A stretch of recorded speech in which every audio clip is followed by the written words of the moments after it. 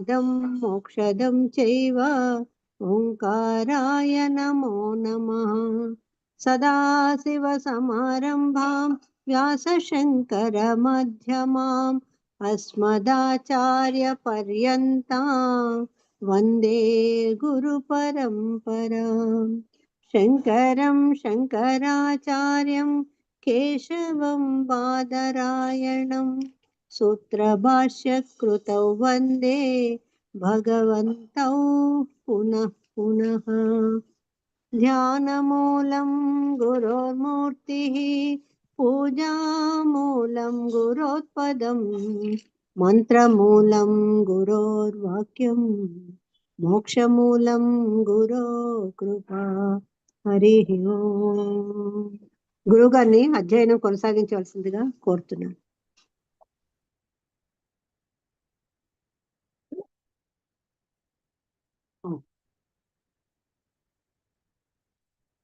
ఓం నమః శాంతాయ దివ్యాయ సత్యధర్మస్వరూపిణే స్వానందామృతతృప్తాయ సుందరాయ నమో నమః. మనం ఈ రోజు నుండి 17వ అధ్యాయాన్ని ప్రారంభించుకుంటున్నాం. యాజ్ఞవల్కీయ కాండ అంటారు దీన్ని.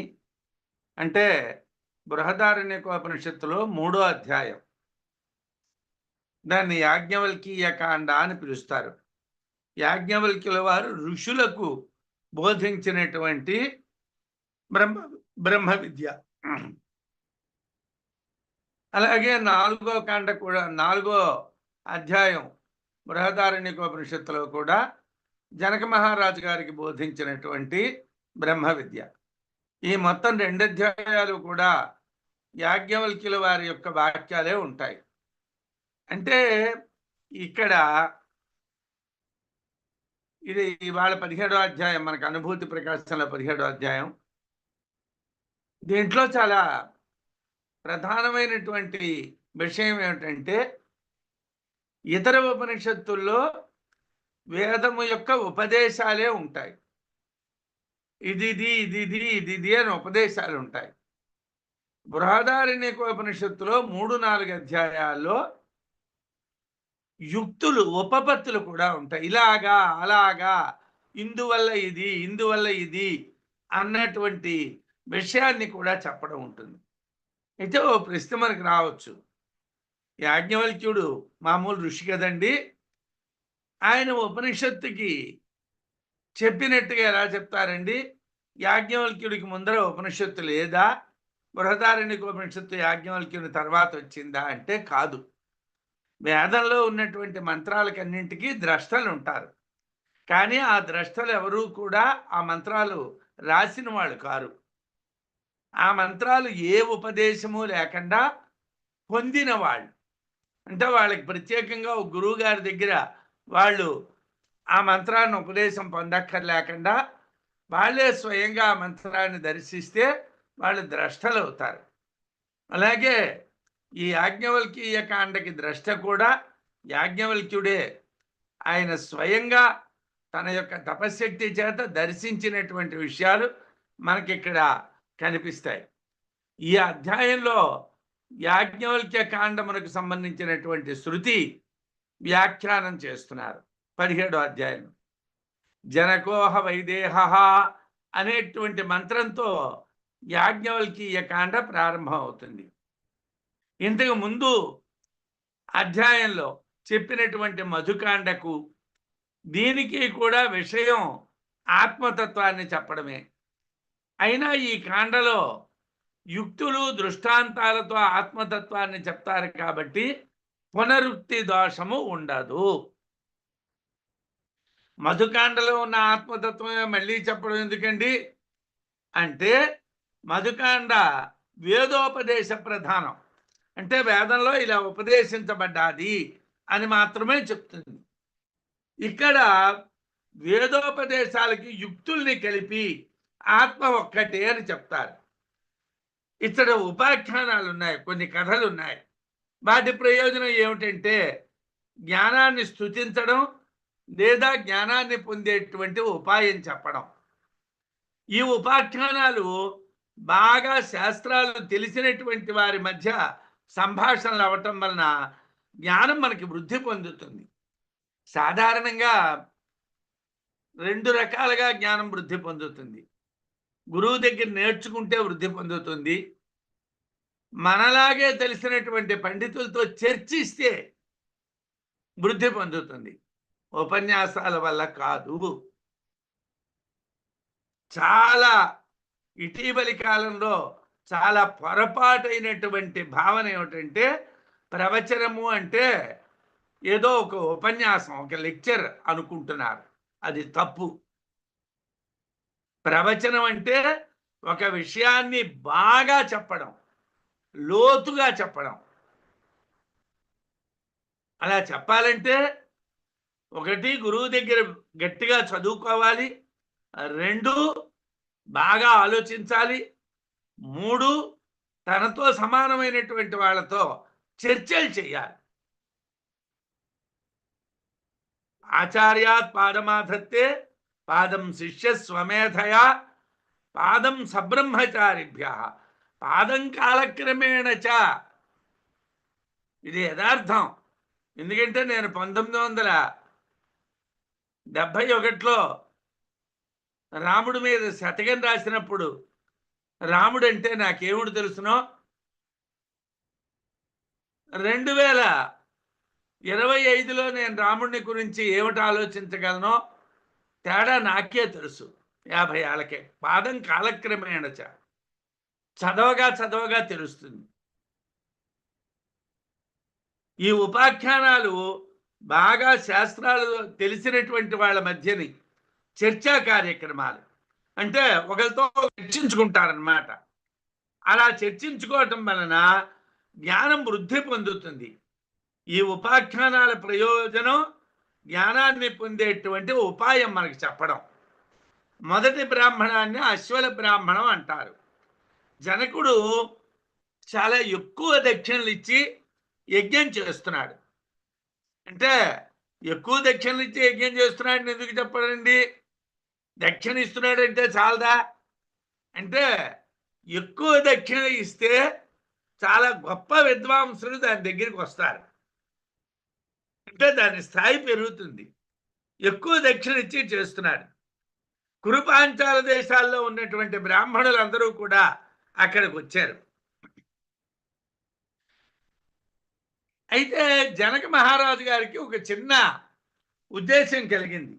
ఏమిటయ్యా అంటే, వీళ్ళందరూ బ్రహ్మిష్ఠులే, వీళ్ళందరికీ బ్రహ్మజ్ఞానం ఉన్నది, వీళ్ళందరిలోని టాపర్ ఎవడు, చాలా గొప్పవాడు ఎవడో తెలుసుకుందాం అన్నటువంటి కోరిక కలిగింది. 1000 గోవుల్ని బంగారంతో అలంకరించి అక్కడ ఉంచాడు. ఉంచేమిటన్నాడు? బ్రాహ్మణులను ఉద్దేశించి, మీలో ఎవరు గొప్ప బ్రహ్మిష్ఠులో వాళ్ళు వీటిని స్వీకరించండి అన్నాడు. అయ్యా, మీరందరూ బ్రహ్మిష్ఠులే, బ్రహ్మజ్ఞానం కలవాళ్లే, కానీ మీ అందరిలోని గొప్ప బ్రహ్మిష్ఠి ఎవడైతే వాడు ఇది తీసుకోండి ఈ గోవుల్ని అన్నాడు. అంటే బ్రాహ్మణులు ఆలోచిస్తారు, నేనా వాడా, నేనా వాడా, నేనా వాడా, నేనా, ఎవరు నేను గొప్ప, నేనే అన్న ధైర్యానికి ఎవరు రాలేదు. యాజ్ఞవల్క్యుడు తన శిష్యుడైనటువంటి సోమశ్రవసుడిని పిలిచి, ఈ 1000 గోవుల్ని మన ఆశ్రమానికి తోలుకోడుపో అన్నాడు. సోమశ్రవసుడిని పిలిచి అన్నాడు. యాజ్ఞవల్క్యుడు యథార్థానికి ఎవరు? శుక్ల యజుర్వేద ద్రష్ట.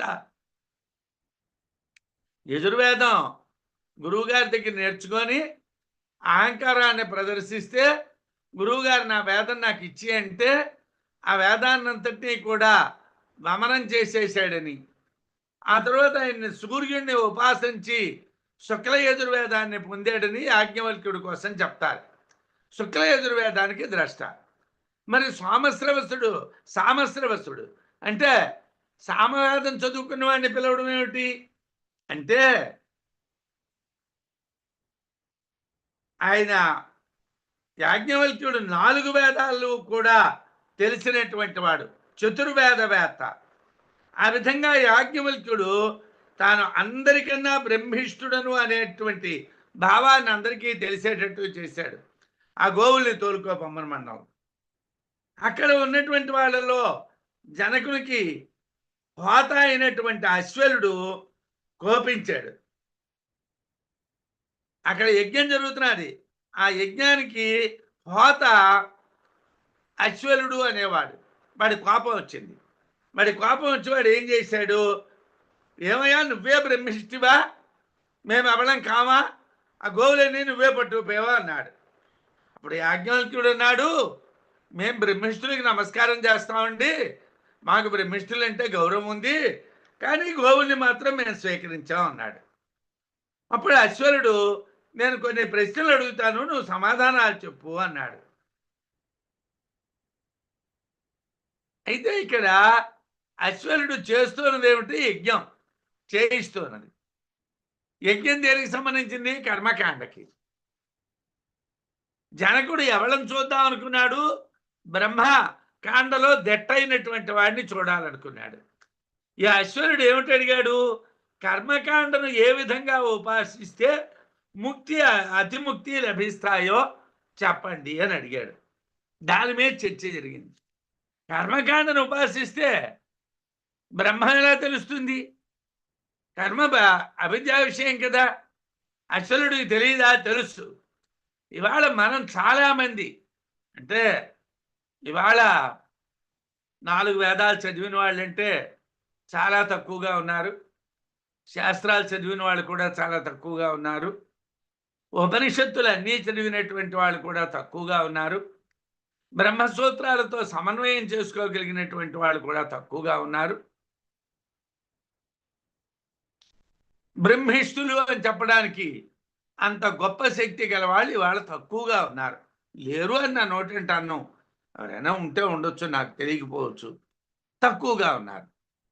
ఉంటే ఇవాళ ఉపన్యాసాలు, ఇవాళ కాలం ఏమిటంటే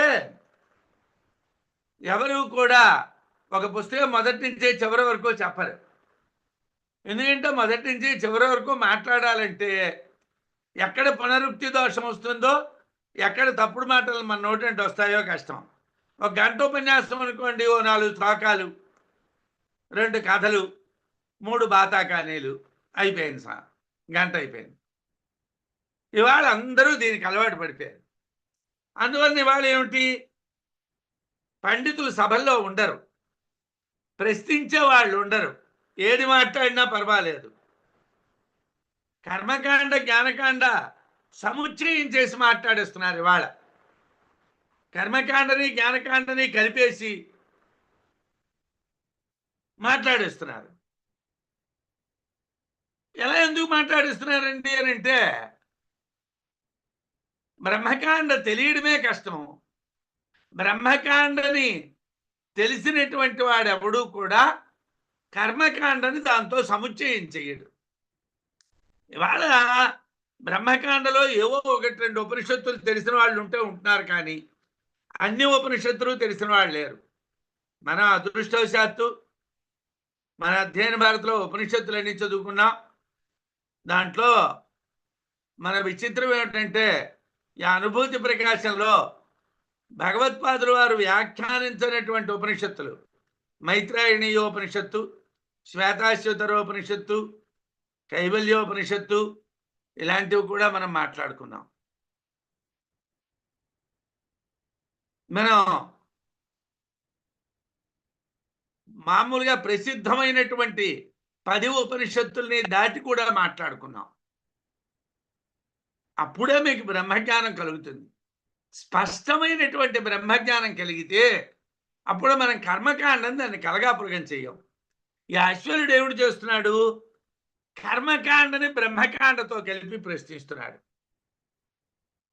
యాజ్ఞవల్క్యుడు పల్టీ కొడతాడా కొట్టడా, యాజ్ఞవల్క్యుడు ట్రాప్ చేస్తున్నాడు యాజ్ఞవల్క్యుడిని, పడిపోతాడా ఈ ట్రాప్లో పడిపోడా అని. మనం ఇప్పుడు ఆ విషయాల్ని చూడాలి. యాజ్ఞవల్క్యో స్వలాదిభ్యో విజయీషు కథాముఖాత్ ఉక్తవాన్ పంచమేధ్యాయే తత్వ విద్యామనే కథ. విద్యారణ్యుల వారు మహాపండితులు, శృంగేరి పీఠాధిపతులు, గొప్ప ఉపాసకులు. బ్రహ్మజ్ఞాన సంపన్నులు. వారు మనకి అక్కడ అక్కడ అక్కడ ఒక్కొక్క శ్లోకంతో ఈ అశ్వల బ్రాహ్మణం అంటే 3వ అధ్యాయంలో మొదటి బ్రాహ్మణం చెప్తున్నారు. యాజ్ఞవల్క్య అశ్వలాదిభ్య విజిగీషు. యాజ్ఞవల్క్యుడు అశ్వలాది విజిగీషు బాధంలో జయించడాన్ని కోరుకున్నటువంటి వాడై అశ్వలాదిభ్య అశ్వలుడు మొదలైనటువంటి వాళ్ళకి పంచమే అధ్యాయే బృహదారణ్యకంలో 5వ అధ్యాయం, ఉపనిషత్తులో అయితే 3వ అధ్యాయం తత్వ విద్యను అనేక విధములుగా కథాముఖముగా ఉక్తవాన్ చెప్పాడు. కథాముఖ్యంగా చెప్పాడు. కష్టం ఉండదు ఈ 2 అధ్యాయాలు, కానీ లోతైన అధ్యాయాలు ఇవి. బృహదారణ్యకంలో ఈ 2 అధ్యాయాలు మనకి పట్టుబడితే బ్రహ్మ విద్య మనకి పట్టుబడ్డట్టుగా చాలా లోతుగా మాట్లాడతాడు. బృహదారణ్యకం 5వ అధ్యాయం, ఉపనిషత్తులో 3వ అధ్యాయం యాజ్ఞవల్క్యుడు ఋషులందరినీ జయింపగోరి అశ్వలాదులకు కథాముఖంగా తత్వ విద్యను చాలా రకాలుగా చెప్పాడు. ఏమిటి చెప్పాడండి? ఇక్కడ లోకంలో ఉన్నదంతా ఏమిటి? ఆది భౌతికం, ఆది దైవికం, ఆధ్యాత్మికం. జగత్తంతా ఈ 3ఇంటితోనే తిరుగుతున్నారు. వీటిని ఉపాసిస్తే ఏమిటి వస్తుంది? బ్రహ్మం కలుగుతాడా? ఆత్మ తెలుస్తుందా? అది కాదు కదా. అధ్యాత్మమధిభూతంచ యజమాన ఋత్విగాదిషు స్వాభావిక పరిచ్ఛేద మృత్యు మర్త్యఫలార్జనాత్. యజమాన ఋత్విగాదిషు, యజ్ఞాదులకు కర్త అయినటువంటి యజమాని, ఋత్వికులు యజ్ఞమును నిర్వహించేటువంటి మంత్రవేత్తల యందు అధ్యాత్మము అధిభూతము అనేటువంటి పరిచ్ఛేద వేరు చేయబడినటువంటి ధర్మాలు స్వభావ సిద్ధంగా ఉన్నాయి. యజమానిలోని ఆదిభౌతికాలు ఉంటాయి, ఋత్వికుల్లోని ఆదిభౌతికాలు ఉంటాయి, యజమానిలోని ఆదిదైవికాలు ఉంటాయి, ఋత్వికుల్లోనే ఆదిదైవికాలు ఉంటాయి. అది స్వభావ సిద్ధం. అధ్యాత్మ అధిభూతములు అనేటువంటివి మర్త్యఫలార్జనాత్ అంటే మరణశీలమైనటువంటి ధర్మము కలమియగుట మృత్యుస్వరూపం. అధ్యాత్మ అధిభూతాలు ఏమిటండి అంటే అవి రెండూ కూడా మృత్యువుని చెప్తాయి. ఇచ్చటి మూలంలో ప్రశ్న ఏమిటి? అశ్వరుడు ఏమిటని ప్రశ్న వేశాడు? ఏదిదం సర్వం మృత్యునాప్తం సర్వం మృత్యునాభిపన్నం. ఇదంతా మృత్యువు చేత నిండిపోయి ఉన్నది. ఇదంతా మృత్యువుని పొందించేటువంటిది. ఈ ఉన్నదంతాను మనకందరికీ తెలిసినటువంటిది ఏమిటి? మృత్యు ధర్మం కలిగినటువంటి దేహమే మనకి తెలుసు. మనకి మృత్యు ధర్మం కలిగిన దేహమే తెలుసు. దేహ ధర్మాలే తెలుసు, ఆత్మధర్మాలు తెలియవు. అయితే ఉద్గీత ప్రకరణంలో ఉపాసనతో కూడినటువంటి కర్మ యజమాని మృత్యు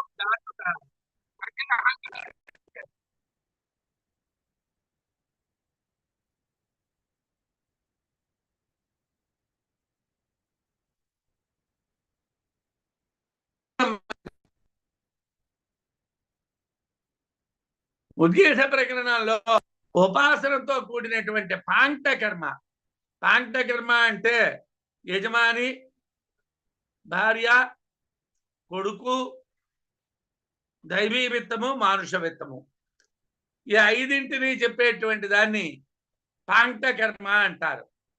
ఈ పాంక్త కర్మలో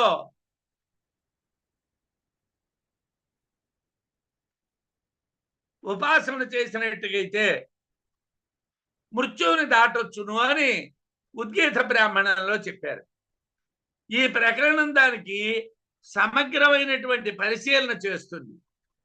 ఋత్విక్కు, అగ్ని, ఈ ప్రాంత కర్మ సముదాయం, కర్మ సాధన సముదాయము ఉపాసన లేని కేవల కర్మ రూపంలో ఉన్నది.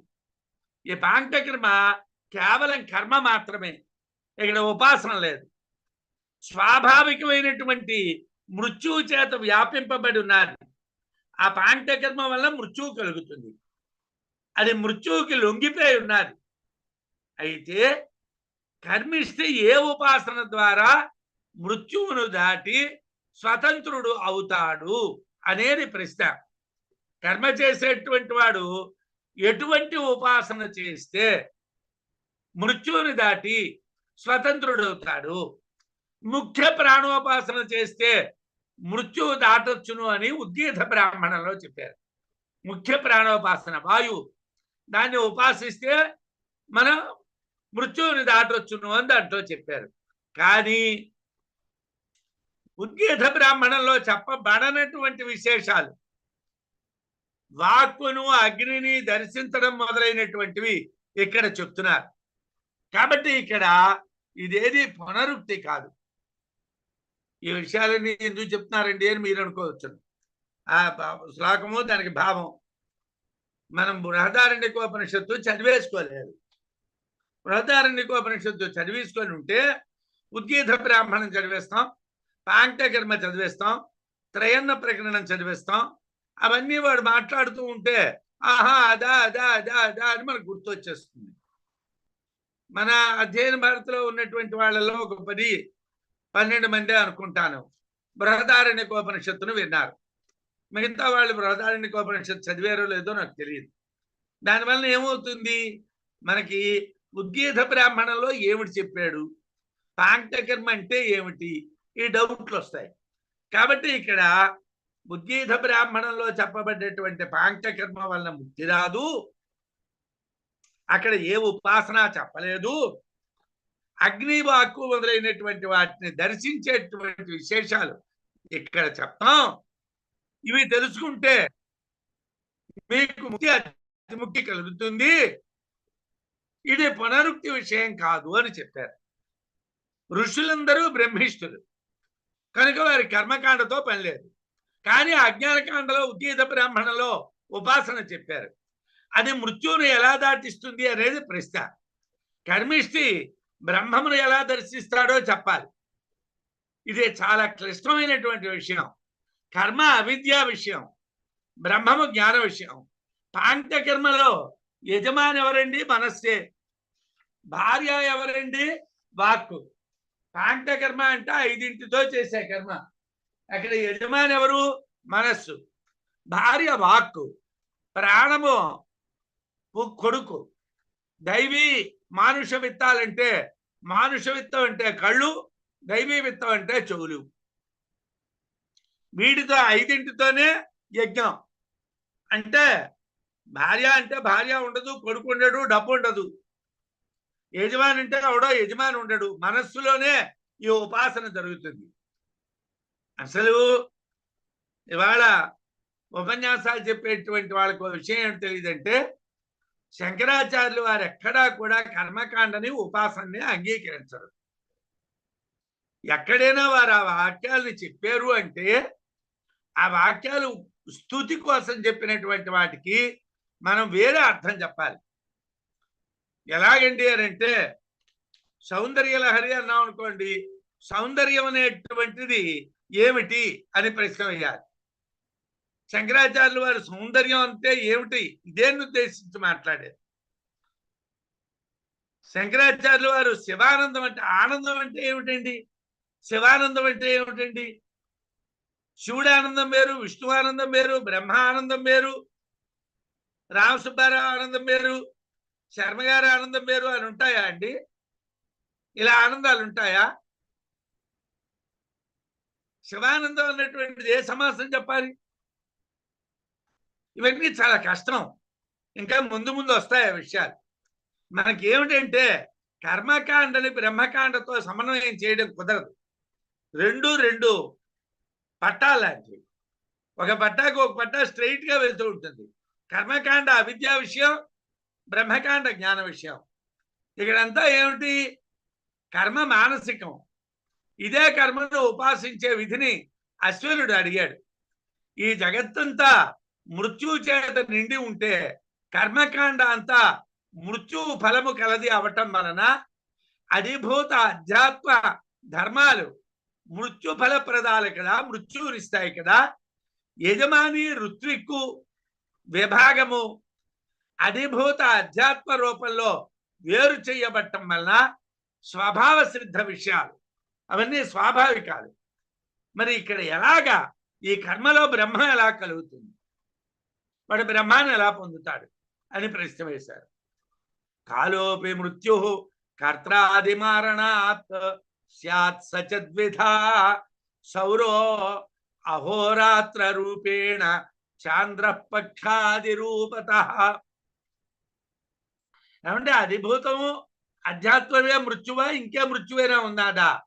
కాలం కూడా మృత్యువేనండి. కర్త్రాది మారణాత్, కర్త మొదలగు వారిని మరణ ధర్మం పొందించుట వలన కాలహాపి, కాలము కూడా మృత్యు స్యాత్, మృత్యువే అవుతుంది. సహాచ, ఆ కాలము కూడా అహోరాత్రి రూపేణ, అహోరాత్రాలనేటువంటి విధంగా సౌరహ సూర్య సంబంధితమైనటువంటి కాలము, పక్షాది రూపత పక్షములు మొదలైనటువంటి రూపంలో చాంద్రహ చంద్ర సంబంధిత కాలము, ద్విధా రెండు విధములు. ఈ రెండు విధాలైనటువంటి కాలం మృత్యుకాలమే. ఈ రెండు కాలం కూడా మృత్యువే. అధిభూతం మృత్యువే, అధ్యాత్మం మృత్యువే. ఆధ్యాత్మిక ఆదిభౌతిక మృత్యు ధర్మములే కాకుండా కాలరూపమైనటువంటి మృత్యు ధర్మం కూడా ఉన్నది. అది రెండు విధాలు.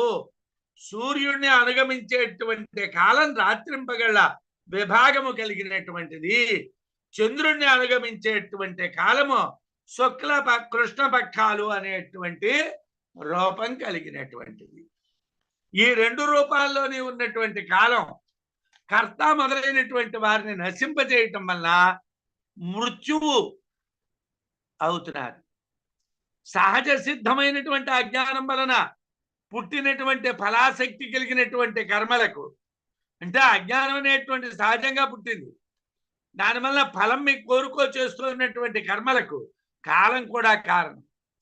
కాలం కర్మ సాధనాలైనటువంటి హవిస్సు మొదలైనటువంటి వాటికి ఆశ్రయం. కాలం వాటిలో మార్పులు కూడా తెలుస్తుంది.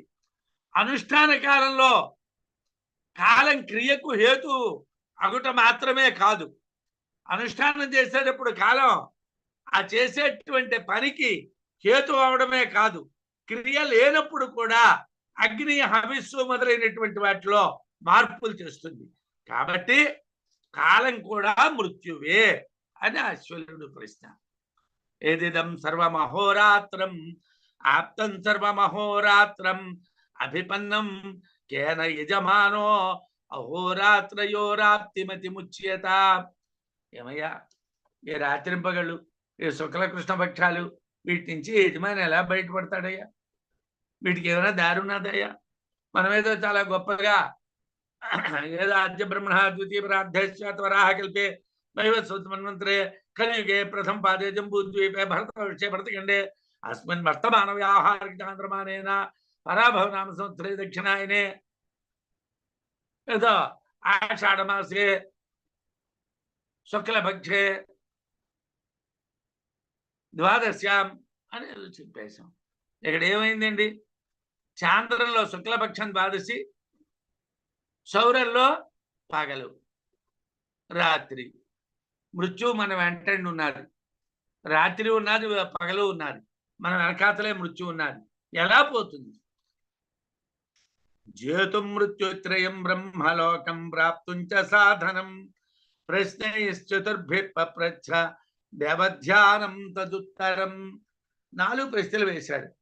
నేను బృహదారణ్యకం చెప్పటం లేదు కాబట్టి బృహదారణ్యకం మంత్రాలని తీసుకొని వాటిని వ్యాఖ్యానం చేయటం కాదు, అనుభూతి ప్రకాశాన్ని దాంతోనే అనుబంధం చేయటమే చేస్తున్నాను. ఏమంటే మృత్యుం ఆది భౌతిక ఆధ్యాత్మిక మృత్యువులతో పాటు కాలరూప మృత్యువును మొత్తం 3 మృత్యువుల్ని జయించడానికి బ్రహ్మలోకమును ప్రాప్తం పొందుటకు సాధనము చతుర్భి ప్రశ్నై 4 ప్రశ్నలతో పప్రచ్ఛాడియను. తదుత్తరం వాటికి సమాధానం దేవధ్యానం, దేవతా ధ్యానం అని చెప్పాడు.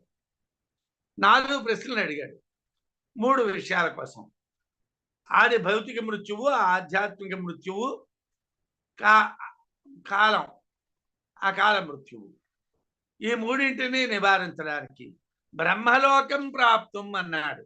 ఇక్కడ ఏమిటంటే బ్రహ్మ ప్రాప్తం కాదు, బ్రహ్మ తాను అవుతాడు బ్రహ్మ. కానీ ఇక్కడ బ్రహ్మలోకం అన్నాడు. ఎందుకు ఇలా అన్నాడు?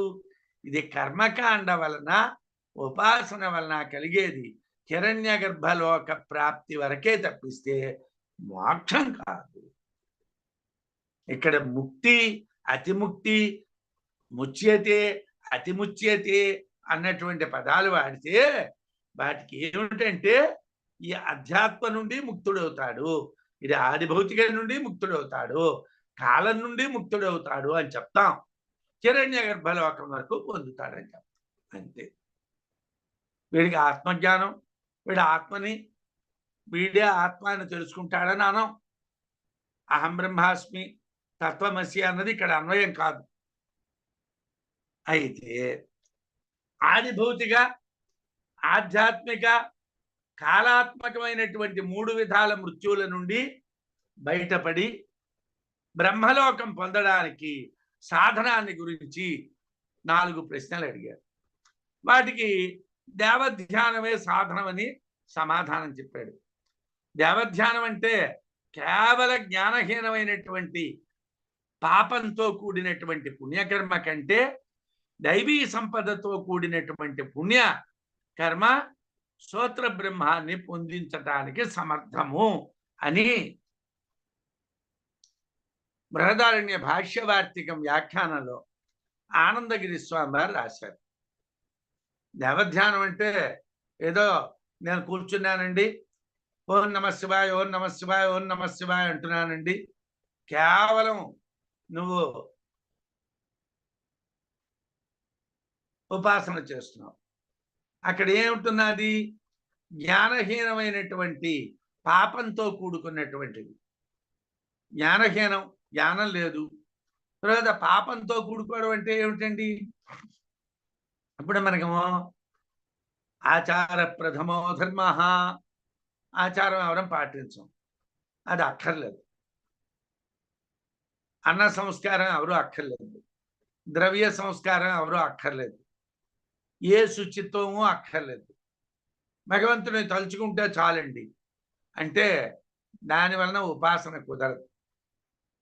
జ్ఞానంతో కూడుకున్నటువంటి దైవీ సంపదతో కూడినటువంటి పుణ్యకర్మ కానీ ఉపాసించినట్టుగా అయితే స్తోత్ర బ్రహ్మ యొక్క లోకం అంటే బ్రహ్మలోకం పొందడానికి తగినవాడవుతాడు.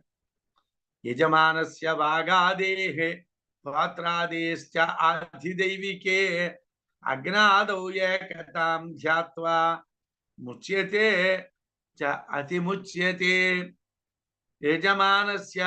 యజమాని యొక్క వాగాదేహే, వాక్కు మొదలైనటువంటి ఆధ్యాత్మికముల యొక్క, హోత్రాదేశ్చ ఆది భౌతికములైనటువంటి హోత మొదలగు వారి యొక్క, ఆధిదైవికే అగ్నో ఆధిదైవికమైనటువంటి అగ్ని యందు ఏకతాం ఏకత్వ ధర్మము ధ్యాత్వా ధ్యానము చేయటం ద్వారా ముచ్యతే అతిముచ్యతే ముక్తుడవుతాడు, అతి ముక్తుడవుతాడు. 3 ఉన్నాయి. అధ్యాత్మము వాక్కు, ఆది భౌతికము హోత, ఆది దైవికము అగ్ని. 3 ఉన్నాయి. అశ్వలుడు మొట్టమొదటి ప్రశ్న ఏమిటి? హోత దేని చేత ముక్తుడవుతాడు అని ప్రశ్నించాడు. ఆ ప్రశ్నకి ఏమిటి? హోత అంటే ఏమిటి? యజమాని, యజ్ఞం చేసేవాడు. ఋత్విక్కు అని ఒక అర్థం. అది ఎలా చెప్పాలి ఏమండి? దీన్ని మనం వ్యాఖ్యానించుకోవటం కాదు, శృతే వ్యాఖ్యానం చేసింది. ఆ చేసినటువంటి విధానం ఇక్కడ మనం చెప్పుకోవాలి. యజ్ఞమే యజమాని అని శతపథ బ్రాహ్మణం. యజ్ఞో వై యజమాన. యజమాని అంటే ఎవరో యజమాని కారండి, యజ్ఞమే యజమాని. అంటే యజ్ఞము యొక్క అధ్యాత్మము వాక్కు. యజ్ఞము యొక్క అధ్యాత్మం ఏమిటండి? వాక్కు. దీనికి దేహేంద్రియ మనస్సంఘాతంలో ఉండేటువంటిది. అదే యజ్ఞంలో హోత ఆది భౌతికం.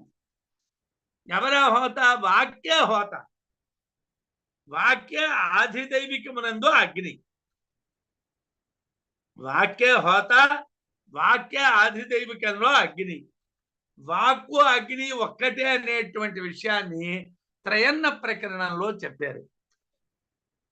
త్రీణ్యన్నాని ఆత్మన కురుతే మన ప్రాణ వాక్ అని త్రయన్న ప్రకరణం, 3 అన్నములు అనేటువంటి ప్రకరణం అంటున్నారు. అంటే దేవతలకు ఏమన్నాలు, మనుష్యులకి ఏమన్నాలు, ఈ అన్నాలని గురించి, అంటే అన్నాలంటే అనుభవించబడేది. దాంట్లో బ్రహ్మగారు ఆయన కోసం 3 అన్నాలు ఉంచుకున్నారు. అవేమిటండి? మనస్సు, వాక్కు, ప్రాణము. అదే మనకి ఇక్కడ చెప్తున్నారు. ఆ త్రయన్న ప్రకరణంలో మనస్సుని వాక్కుని కూడా, ఆ వాక్కుని అగ్నిని ఒక్కటే అని చెప్పారు. అగ్నిర్వై హోత అని శతపథ బ్రాహ్మణం. అగ్నే హోత, అగ్నే వాక్కు, వాక్యే అగ్ని. అందువలన వాగ్రూప అగ్ని కూడా హోతే, వాగ్రూపమైనటువంటి అగ్ని కూడా హోతే. యజ్ఞానికి 2 సాధనాలు, ఒకటి హోత, 2 వాక్కు. ఈ 2 మృత్యువు చేత కప్పబడ్డాయి. ఈ 2 మృత్యువు చేత వ్యాప్తమయ్యాయి. ఈ 2 సాధనాలను దైవికమైనటువంటి అగ్నిగా భావించి ఉపాసిస్తే, అంటే హోత అగ్నే, వాక్కు అగ్నే అని ఉపాసన చేస్తే, ఉపాసన చేసేటప్పుడు అక్కడ అగ్నిహోత్రాన్ని హోత, ఆది భౌతికమైనటువంటి హోత అగ్నే, ఆది ఆత్మికమైనటువంటి వాక్కు అగ్నే, ఆది దైవికమైనటువంటి అగ్నే అంతా అని ఉపాసిస్తే యజ్ఞరూపుడైనటువంటి యజమాని మృత్యువును అతిక్రమించి విముక్తుడవుతాడు. ముక్తి స్యాతి ముక్తి అనే మూలమంత్రం చేతను ముక్తి, అతిముక్తి కూడా కలుగుతుంది. ముక్తే అతిముక్తి అంటారు. ముక్తిస్త్యక్త్వా సురంభావం దేవభావస్య చింతనం బ్రహ్మలోకే అతిముక్తి స్యాత్ న కైవల్యముపాసనాత్. స్పష్టంగా ఇక్కడ ఓ విషయాన్ని మనకు చెప్తున్నారు. ఏమిటంటే, ఒరే నాయనా, మీరేదో నేను మాట్లాడుతున్నాను కదా అని చెప్పి ఇదే మోక్షం అని అనుకోకండి. మనకి ఏది చూసినా మోక్షం మోక్షం మోక్షం మోక్షం అనడం ఒక అలవాటు. మనం పురాణాలని చదవడం వల్ల అనుకోండి, వినడం వల్ల అనుకోండి, లేదు ఇవాళ ప్రవచనకర్తలు అరకొర జ్ఞానంతో మాట్లాడుతూ ఉన్నటువంటి మాటల్ని మనం వినడం వల్ల అనుకోండి, అన్నింటినీ మోక్షమే అంటూ ఉంటాం. మోక్షానికి అసలు ఏమిటి మాట్లాడుతున్నామో మనకి తెలియటం లేదు.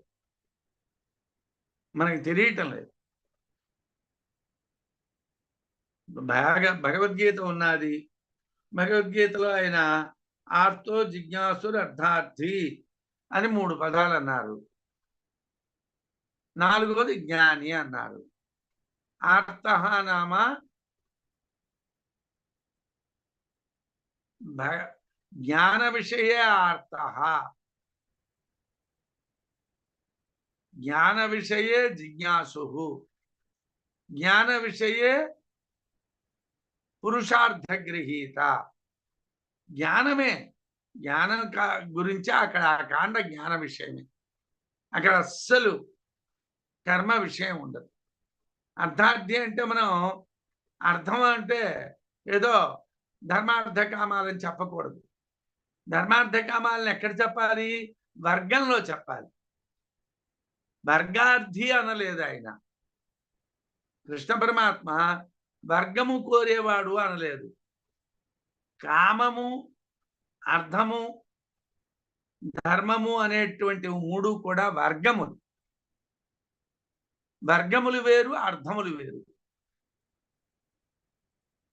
వర్గత్రతయము చెప్పే అనర్గళమతి అని భాగవతంలో ఉంటుంది. ప్రహ్లాదుడికి వర్గత్రతయం చెప్పారు. వర్గత్రతయం అంటే ధర్మవర్గము, అర్ధవర్గము, కామవర్గము చెప్పారు. మోక్షవర్గం చెప్పలేదు. అంటే మనం మోక్షం అనేటువంటిది వర్గంలోది కాదు, వర్గ విషయం కాదు. కాబట్టి మనం ఎప్పుడైనా ముక్తి కావాలి. ముక్తి అంటే బ్రహ్మలోకాన్ని పొందడం ముక్తి కాదు, హిరణ్య గర్భలోకాన్ని పొందడాన్ని ముక్తి అంటారు. కాకపోతే ఉపాసన చేత అది మాత్రమే లభిస్తుంది. ఆసురం భావం త్యక్త్వా, ఆసుర భావాన్ని, జ్ఞానహీనమైనటువంటి పాపచింతనాన్ని త్యక్త్వా విడిచిపెట్టి దేవభావస్య చింతనం, దేవభావాన్ని జ్ఞానముతో పుణ్యకర్మాచరణను చింతించడం ముక్తి, ముక్తి అంటారు. బ్రహ్మలోక, బ్రహ్మలోకము అతిముక్తి స్యాత్, అతిముక్తి అవుతుంది. ఉపాసనాత్, ఉపాసన వలన నా కైవల్యం అంటే సర్వాత్మ భావ రూపమైనటువంటి బ్రహ్మప్రాప్తి కలగదు. ఉపాసన వలన బ్రహ్మప్రాప్తి కలగదు. బ్రహ్మప్రాప్తి కావాలంటే ఉపాసన పనికిరాదు. ఆసురమైనటువంటి అంటే జ్ఞానహీనమైనటువంటి పాపకర్మ దాన్ని విడిచిపెట్టి జ్ఞానంతో పుణ్యకర్మలు చేయటం ద్వారా ముక్తి అంటే సూత్రాత్మ అయినటువంటి బ్రహ్మలోకాన్ని పొందొచ్చు. దాన్నే అతిముక్తి అంటారు. సర్వాత్మ భావరూపమైనటువంటి పరబ్రహ్మత్వము ఉపాసన వలన కలగదు. అంటే అశ్వరుడు కర్మిష్ఠి ధర్మాన్ని బ్రహ్మిష్ఠి ధర్మంలో కలగాపులగం చేస్తున్నాడు. అంటే దీన్ని దాన్ని కలిపేసి ప్రశ్న వేస్తున్నాడు. అందుకోసం కర్మకాండ వలన హిరణ్య గర్భ బ్రహ్మలోకం వరకు మాత్రమే ఫలప్రాప్తి అని స్పష్టంగా చెప్పారు. అధ సంపద ఉచ్యంతే స్వల్పే కర్మణి కర్మణః మహతః చింతనం సంపత్ తయా ప్రాప్యం మహత్ఫలం. ఉపాసనలో మొదటిది హోత, వాక్కు, అగ్ని. రెండో ఉపాసన అధ్వర్యుడు, కన్ను, ఆదిత్యుడు. మూడో ఉపాసన ఉద్గాత, వాయువు, ప్రాణము. నాలుగో ఉపాసన బ్రహ్మ, మనస్సు, చంద్రుడు. 4 ఉపాసనలు చెప్పారు. ఈ విధంగా ఉపాసించి హిరణ్య గర్భ బ్రహ్మలోకం సూత్రాత్మను పొందొచ్చు అన్నారు. పగలు రాత్రి అనేటువంటి ఆదిత్యకృతమైనటువంటి మృత్యువుని దాటడానికి సూర్యుడు వల్ల కలిగే మృత్యువు దేని వల్ల కలుగుతున్నది? పగలు రాత్రి. ఇదే దాటాలి అంటే అధ్వర్యుణ్ణి, కన్నుని, ఆదిత్యుణ్ణి ఉపాసించాలి. అధ్వర్యుడు అంటే యజుర్వేదం, కన్ను అంటే చక్షువు, ఆదిత్యుడు. ఇక్కడ అధ్వర్యుడు అనేటువంటి వాడు ఆది భౌతికం, కన్ను అనేటువంటిది ఆధ్యాత్మికం, ఆదిత్యుడు అనేటువంటిది దాంట్లో ఈ రెండింటినీ ఉపాసన చేయాలి. ఇది ఆది దైవికం. అలాగే శుక్ల కృష్ణ పక్ష వ్యాప్తి వలన కలిగేటటువంటి మృత్యువుని దాటడానికి ఉద్గాత, వాయువు, ప్రాణము ఉపాసన చేయాలి. ఉద్గాత ఆది భౌతికం, వాయువు ఆధ్యాత్మికం, ప్రాణము ఆది దైవికం. ఉద్గాతని, వాయువుని ప్రాణంలో ఉపాసించాలి. అంతరిక్షం ఆలంబన లేనిది. ఏ ఆలంబన చేత స్వర్గాన్ని గూర్చి పైకి వెళ్తారు అంటే బ్రహ్మ, మనస్సు, చంద్రుడు అనేటువంటి ఉపాసన చెయ్యాలి. ఇక్కడ బ్రహ్మ అనేటువంటిది ఆది భౌతికం, మనస్సు అనేటువంటిది ఆధ్యాత్మికం, చంద్రుడు అనేటువంటిది ఆది దైవికం. ఇంతవరకు ముక్తి, అతిముక్తి చెప్పి ఇప్పుడు సంపద ఉపాసన గురించి చెప్తున్నారు. సంపద ఉపాసన అంటే ఏమిటి? అధా పిమ్మట అంటే ఉపాసనలు చెప్పిన తరువాత సంపద ఉచ్యతే సంపద ఉపాసన చెప్పబడుతున్నది. స్వల్పే కర్మణి స్వల్పమైనటువంటి కర్మాచరణ యందు కర్మణ కర్మలకు మహతశ్చింతనం గొప్ప చింతనము సంపత్ సంపదాగును. తయా దాని చేత మహత ఫలం గొప్ప ఫలాన్ని పొందవచ్చును. ఉపాసనలు చెప్పిన తర్వాత సంపద ఉపాసన చెప్తున్నారు. సంపద అంటే ఏమిటి? పని చేసింది తక్కువ, స్వల్ప కర్మాచరణ, గొప్ప భావన, దానివల్ల గొప్ప ఫలితం కలుగుతుంది. గొప్ప ఫలాన్ని ఇచ్చేటువంటి రాజసూయము, అశ్వమేధము మొదలైనటువంటి కర్మలు చెయ్యకుండా వాటి ఫలాన్ని పొందడానికి భావించడాన్ని సంపద ఉపాసన అంటారు. గొప్ప కర్మలు చెయ్యాలని భావించే వారికి కూడా కొన్ని సాధ్యాలు కావు.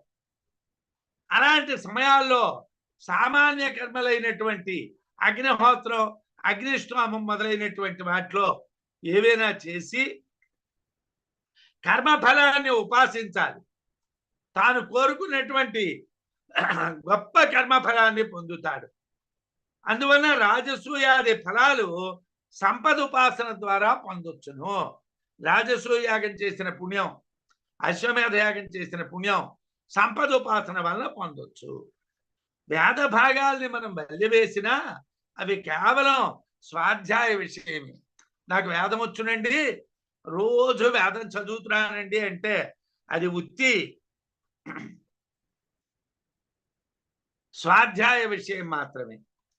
అధ్యయనానికి దృష్ట ఫలం అంటే కనిపిస్తూ ఉన్నటువంటి ఫలం ఉన్నప్పుడు అదృష్ట ఫలాలు చెప్పకూడదు. అందువలన సంపద ఉపాసన అనేటువంటిది ఫలప్రదమైనటువంటిది. మరి సంపద ఉపాసన ఎలా చేయాలి? హోతృప్రయుక్త రుగ్జాతిత్రయే సంపాదయేదమూన్ లోకాన్ త్రైలోక్యమాప్నోతి సమత్వాత్ త్రిత్వ సంఖ్యయా. ఇక్కడ ఒకటి ఉన్నది. సంపద ఉపాసనలు ఓ రెండు చెప్పుకుందాం, ఆ తర్వాత ఇంకో దాంట్లోకి వెళ్తాం. కొద్దిగా ఈ అధ్యాయం తర్వాత 18వ అధ్యాయం కూడా భాష్యం చాలా పెద్దది. ఆ భాష్యానికి ఉన్నటువంటి వార్షికం కూడా చాలా పెద్దది. దాన్ని అంతటినీ పట్టుకొని వచ్చి విద్యారణ్యుల వారు శ్లోకంలో మన బొరమై పడేస్తారు. అంటే అది అర్థం చేసుకోకపోతే ఇది అర్థం కాదు, ఈ శ్లోకం అర్థం కాదు. ఇక్కడ ఈ శ్లోకం అర్థాన్ని మల్లయ్య శాస్త్రి గారు అసలు కనీసం ఆలోచించి రాశారో లేదో కూడా నాకు అర్థం కాలేదు. ఆయన అసలు ఆ దృష్టియే పెట్టకుండా ఏదో ఒక అర్థం రాసి పడేశారేమో అనిపించింది 8వ శ్లోకం అర్థం. హోతృప్రయుక్త రుగ్జాతిత్రయే పాతచే ప్రయోగించబడేటువంటి 3 విధాలైనటువంటి రుక్కుల చేత అమూల్లోకాన్ సంపాదయేత్ ఈ లోకాల్ని సంపదోపాసనగా పొందొచ్చును. ఏ లోకాలు? భూలోక, భువర్లోక, సువర్లోకాలు. త్రిత్వ సంఖ్యయా సమత్వాత్ 3 అంకెతో సమానం అవటం వలన త్రైలోక్యం ఆప్నోతి భూలోక, భువర్లోక, సువర్లోకాలని పొందుతాడు. భూలోక, భువర్లోక, సువర్లోకాలు 3. అలాగే వాత చేత ప్రయోగింపబడేటువంటి రుక్కులు కూడా 3. ఏమిటా రుక్కులు, ఏమిటా పొందడం అన్నటువంటిది ఆయన అక్కడ ఏం చెప్పలేదు. నాకైతే ఆ భావం స్పష్టంగా ఉన్నట్టుగా అనిపించలేదు. సరే, మరి వారు ఏ భావంలో రాశారో మనకు తెలియదు. దేవతల కొరకు హవిస్సును సమర్పించడానికి ముందు పాత చేత ప్రయోగింపబడేటువంటి రుక్కుల్ని పురోనువాక్యములు అంటారు. అంటే పాత యజ్ఞం చేసేటువంటి వాడు హవిస్సు వేయడానికి ముందర ఓ రుక్కుని చెప్తారు. ఆ రుక్కుని పురోనువాకము అంటారు. పురోనువాక్యం ఇది హవిస్సు వేయక ముందర చెప్పేటువంటి రుక్కు. హవిస్సు వేస్తూ ఉన్నప్పుడు హోత చేత ప్రయోగింపబడేటువంటి రుక్కును యాజ్యము అంటారు. అంటే హవిస్సు వేస్తూ ఆ రుక్కు చెప్తారు, దాన్ని యాజ్యం అంటారు. దేవతా స్తోత్రం కోసం హోత చేత చెప్పబడేటువంటి రుక్కుని శస్యము అంటారు.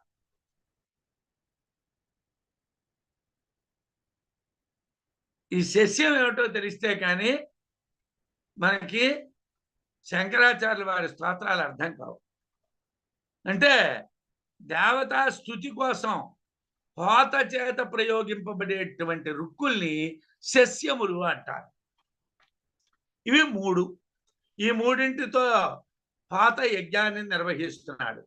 ఇవి 3 అవటం వలన ఈ 3ంటి వలన ప్రాణి సమూహాన్ని అంతటినీ జయించొచ్చును. అది సంపదోపాసన.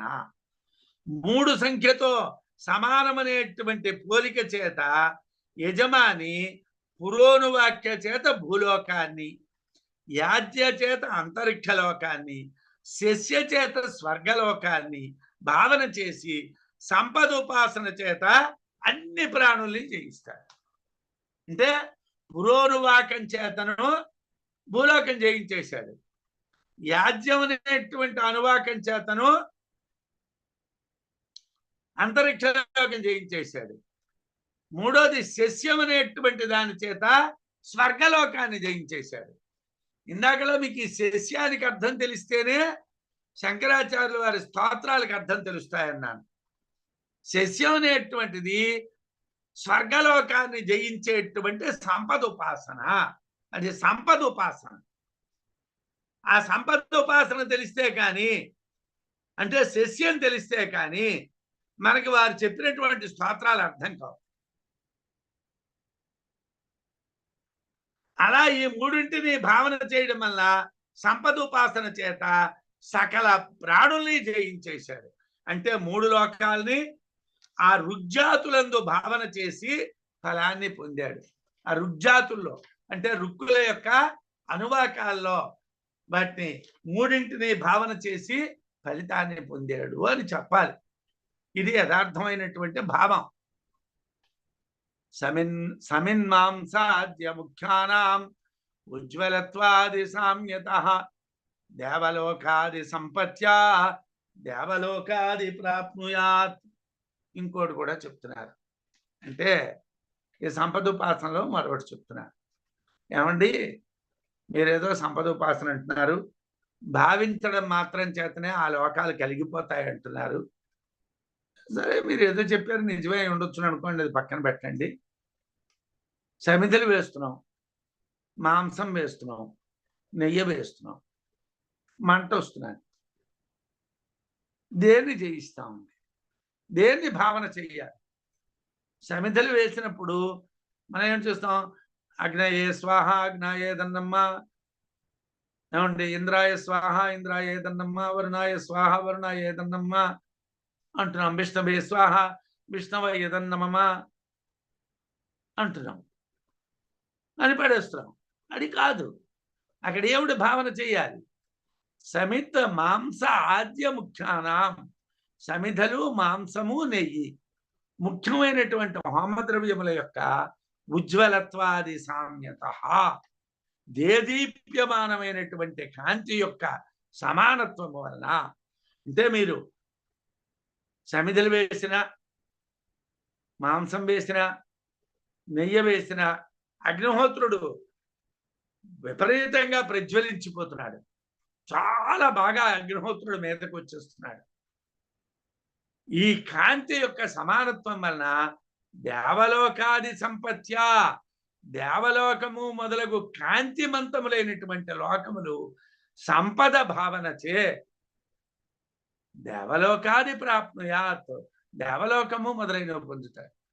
అంటే వాటిలో అవి వేస్తూ ఉన్నప్పుడు ఆ ఉజ్వలమైనటువంటి కాంతి మనం ఎలా భావన చేయాలంటే దేవలోకాన్ని పొందడాన్ని భావన చేయాలి. దేవలోకాన్ని పొందడాన్ని భావన చేయాలి.